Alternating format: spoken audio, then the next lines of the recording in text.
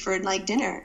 And like, it's like, I feel really awkward asking that because I like want to go to dinner with them, but I don't know if they don't want me to go to dinner or not, like, so I think it's, that being on tour and being so alone for such a long time, and then also being with people that have different jobs, because I hung out a lot with the swings, which are a very similar kind of job to a standby, or I hung out with like the stage manager or costuming, and they have their like lives and they go home and they do those things. And I had to learn how to invite myself, which was hard, and I also had to learn how to just be okay with going home and being in the quiet. I think I learned a lot about how to just be by myself. And like I said, I knew how to be by myself as an only child, and I really like my alone time, but being by yourself in your home that you've created is different than being by yourself in like a foreign city or a foreign country in a hotel room or an Airbnb where it's not really any of your things. Yes. So I learned a lot about how to continue to nurture myself, even when no one else was making sure that I was being nurtured. What's the biggest takeaway from Wicked and your experience this past 14 months? Goodness, I feel like that's the hardest question. The biggest takeaway, man, is that I love adventuring. I love adventuring, but I'm not a wandering spirit, which I think we all know those types of people that just don't really need a place to land. I found that I really do. And I think that I feel very proud of my progress, watching myself and learning over the course of 14 months has been really eye-opening to me, and how I can work and how hard I actually am able to push myself. Because, we think that we work really hard, and then like we're put into a situation where we're forced to work harder than we've ever worked before. True. And, rising to the top or sinking to the bottom. Yes. Those are when you're given the option between sink or swim, most people would choose to swim. And I think that watching my progress over that time was eye-opening to me. Like, I knew that I could do work like that, but I had never been tested in that way. So that was pretty cool. Yeah. Now let's talk about your project and your professional life. What is the project you feel most proud of?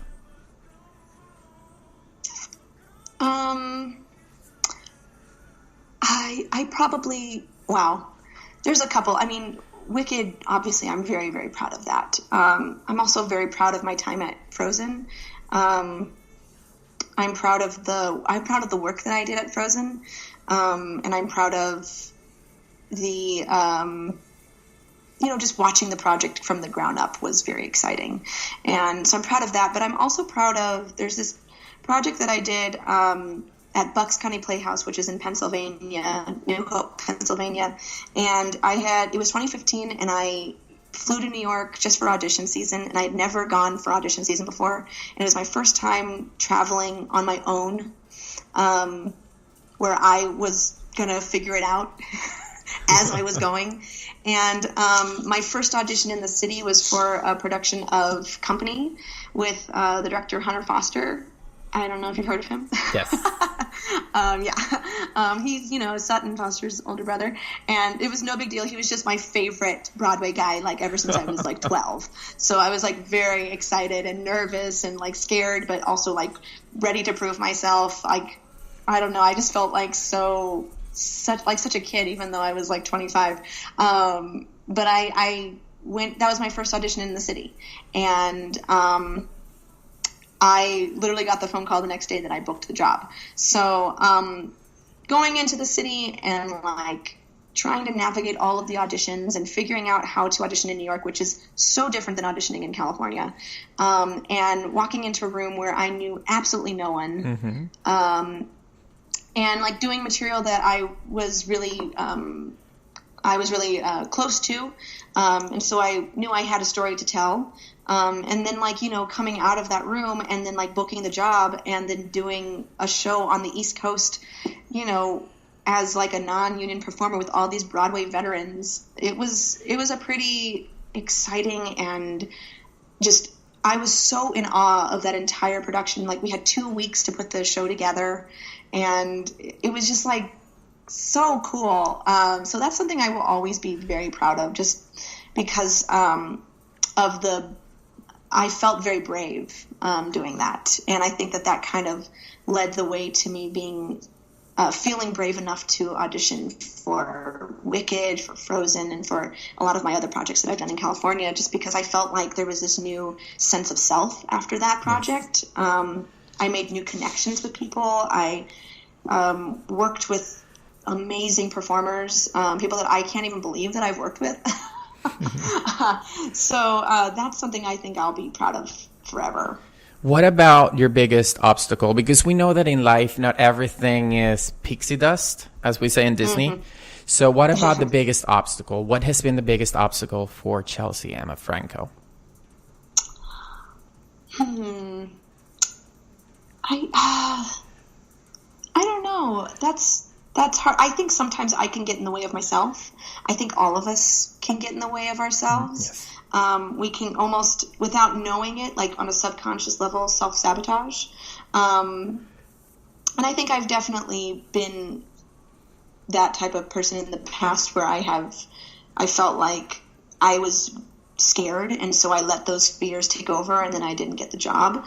Mm-hmm. On a very practical level, not having like the money to get to auditions and drive places, fly to New York. Like, there's been a lot of auditions that I've had to pass up because I couldn't get to New York because I was in California. So those types of obstacles. But I think for the majority of the time, I think it would just be recognizing that you have a gift, but also not exactly knowing how to use it, is an obstacle that I used to struggle with. I think now I'm starting to understand how to better use my gift. But in the past, it wasn't always so simple. What's up for Chelsea now after Wicked? Well, I actually haven't announced this yet, but I'm going to go back to Frozen Live at Hyperion. Oh, nice. Yeah, so I'll get to put on those Elsa shoes and climb those Elsa stairs again. And then I'm just sort of waiting around to feel led to something new. I'll probably go to New York, probably in the new year. I don't have any specific... I don't have, like, a lot of people ask me after Wicked, like, what's next for you? Are you going to another project? And I don't have another project that I'm going to. I'm just home in California. I want to be home for the holidays. Because, you know, when you're working on tour or even at Frozen or the job before that, I was working in a holiday show, and I've done, like, caroling in the past. So you're working through the holidays. You don't really get to experience the holidays. And so it's been a long time since I just was home and just, like, baked and cooked and put on Christmas music and, like, put on my little Christmas outfit and just, you know, like, sang around the house. And, like, I don't know, I just... I just want to do that. So that's sort of what I'm focused on right now. Is Broadway in the horizon for Chelsea Emma Franko? I mean, I hope so. I mean, that's my dream, to be on Broadway, to originate a role. That would be phenomenal. What's like your biggest dream? Like, this is a character that I would love to play on Broadway. I mean, if they wanted to revive Thoroughly Modern Millie and have me be Millie, I would not say no. That was like the whole reason why I decided to go into theater professionally, was watching Sutton Foster sing Gimme Gimme on Broadway, and that would be a big deal for me for sure. But I have a lot of dreams. I have a lot of dream roles, but I don't have anything in particular where if happened, then my life would be perfect, and if it didn't happen, my life would be ruined. Like, I don't really believe in that. I kind of feel like as the journey unravels, we will be given opportunities, and it's our job to just make the most of them. And if that means that I never am on Broadway, then I guess that's what that means. I mean, I will be a little sad, but that might not be my journey. I don't know. We'll see. I think it's not unplausible. I just also know that life is crazy and you can't predict it. That's true. So you're going back to Frozen Life, playing Elsa again, which is amazing. So Chelsea, can you give us your social media? Because we're going live on Instagram, RJJ Design, live on Facebook, JJ Arts and Design, on Spreaker, Spotify, and this episode will be available for you guys, our audience, to listen to after we finish on iHeartRadio.com, iHeart.com, and the apps for Android and iPhone. Can you give us your social media so everybody and all the audience listen to us through social media can follow you and follow your footsteps all around the musical theater life? Well, yeah, on Twitter and on Instagram, I'm at the Chelsea Emma. Okay, so it's very simple, the Chelsea Emma on Twitter and Instagram. So you can follow the footsteps of this young lady who has an amazing voice. And now speaking about an amazing voice and being talented and having a gift, which is pretty much what you have mentioned during our conversation in this Artistic Spot episode, which I have loved, which we have called The Musical Artist. Chelsea, can you sing a portion of your favorite song? I'm going to leave it to you, whether if it's from Wicked, if it's from Frozen, whatever you want to sing, a little bit bites so our audience can listen to the pipes and to that amazing talent that I know that you have. Wow, no pressure. No, not at all. Just take your time. Let's see. How about the snow glows white on the mountain tonight, not a footprint to be seen. A kingdom of isolation, and it looks like I'm the queen. The wind is howling like this whirling storm inside. Couldn't keep it in, heaven knows I tried. Ta-da! Yay! So I'm going to give you a round of applause for that amazing voice you have, Chelsea. We're very excited that you have given us a little taste about your voice. And for those of you listening to us, if you're going to the Disney California Adventure Park, you'll be more than welcome to see Frozen Live and see Chelsea as Elsa. Chelsea, I mentioned that you and I are live on Facebook, and we have a question from one of the members of our audience. And she says, her name is Tanny, and she's asking, what is your biggest strength as an artist? Ooh, wow, what a good question. I would probably say, I don't know, I feel like that's a hard one to answer, just I don't want to feel like I'm like tooting my own horn. But I think I always enjoy interpreting songs differently than anyone else. And it's not saying that I interpret them better.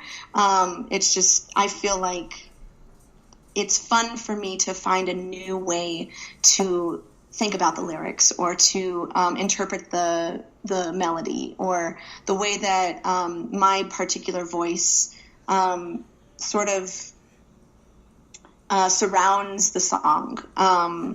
Because I think it's a full body experience that we have to go through in order to portray a role or to portray a song.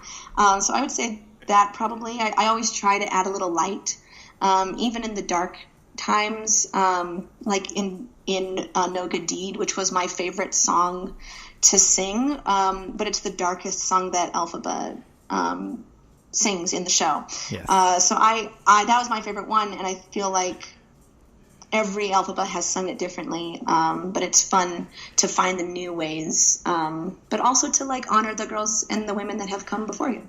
That's true. I have a very important question for you, Chelsea, and is how do you celebrate life through happiness, and how important is that for you? Well, it's very important. I would say laughter. is probably the way that I celebrate life the most. If you